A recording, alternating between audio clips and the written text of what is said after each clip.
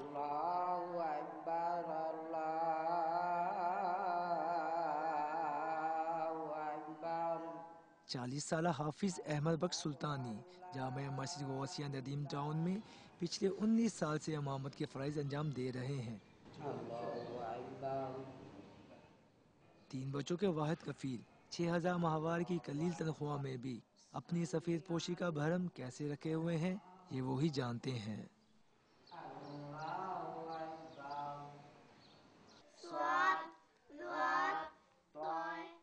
اپنے بچوں کو تعلیم دینا اور ان کی ضروریات زندگی پوری کرنا احمد بخش کی اولین ترجیح ہے۔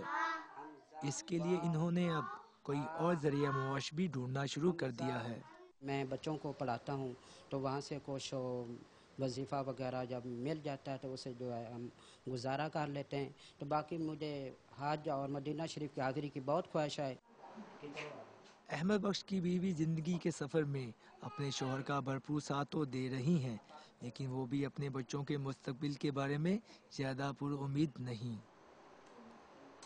13 سال ہو گئے شادی میں، تو محلے والے نے شادی کی تھی، دیکھا نہ تھا ہم نے۔